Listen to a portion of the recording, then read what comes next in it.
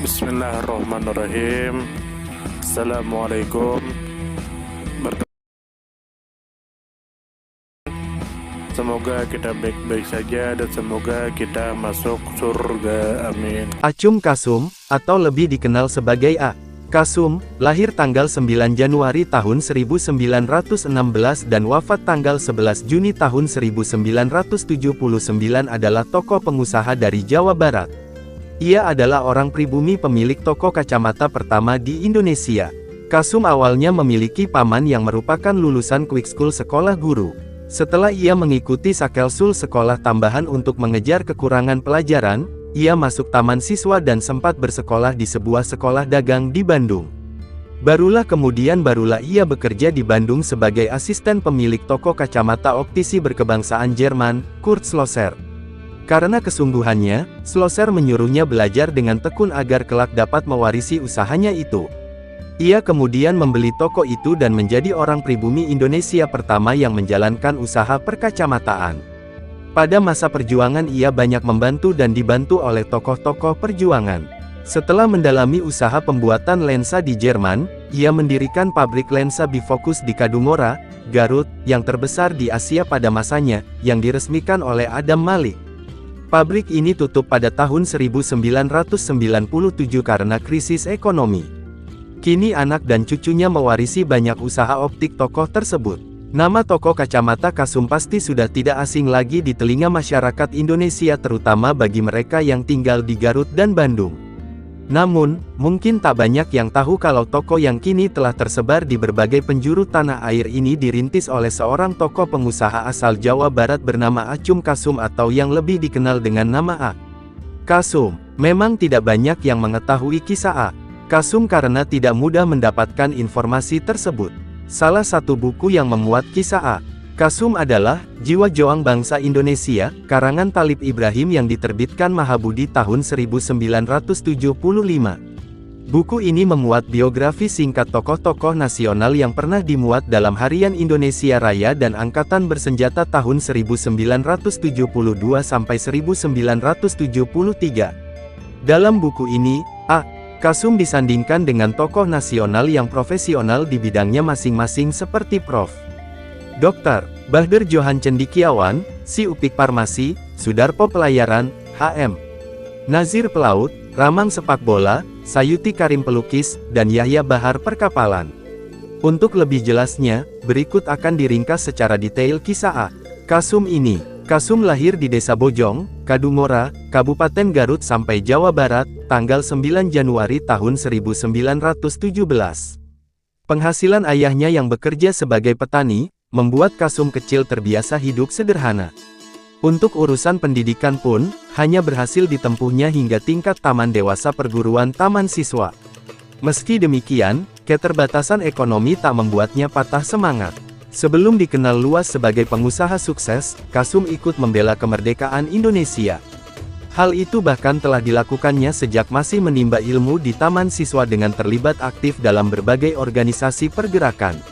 Dari situ, ia kemudian berkesempatan untuk mengenal banyak tokoh perjuangan seperti Ir.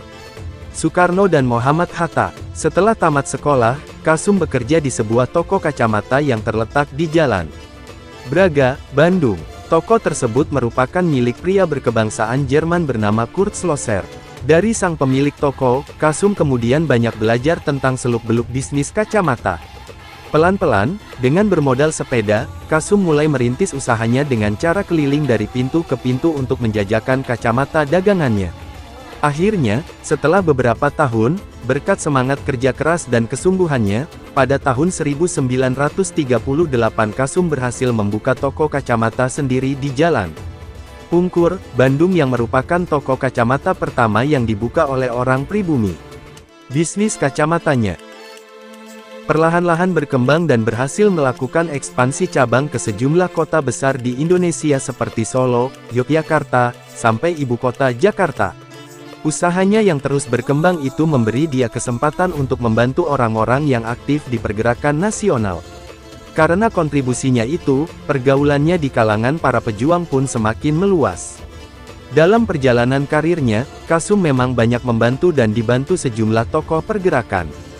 Saat tentara Jepang masih berkuasa di Indonesia, Kasum dapat memiliki toko kacamata di Jalan Braga, Bandung atas bantuan Ki Hajar Dewantara dan Bung Hatta.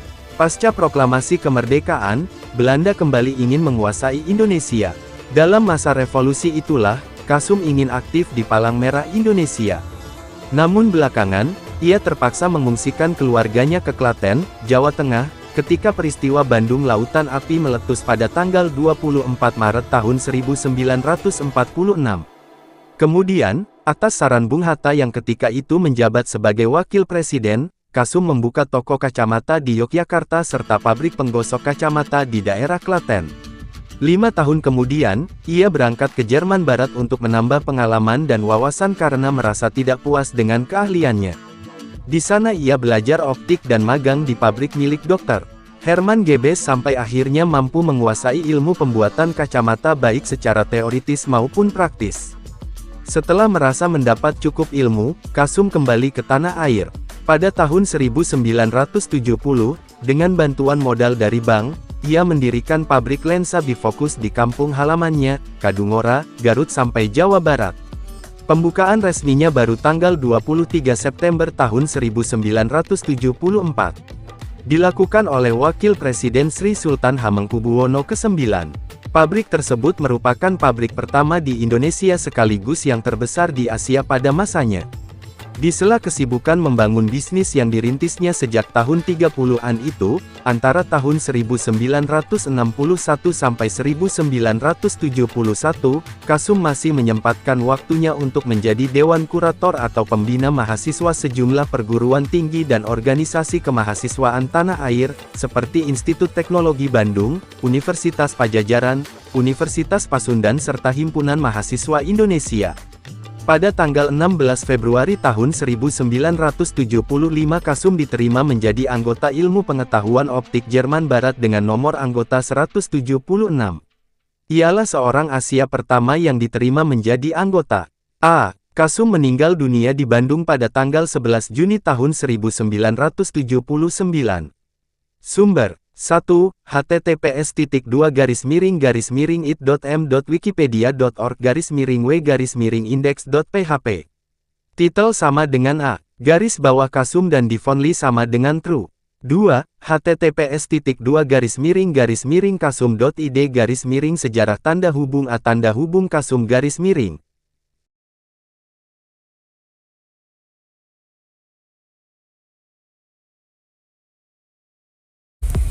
Terima kasih banyak.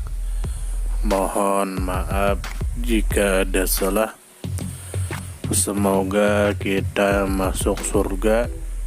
Semoga kita semua disehatkan badan, dilancarkan rezeki, dikabulkan segala hajat.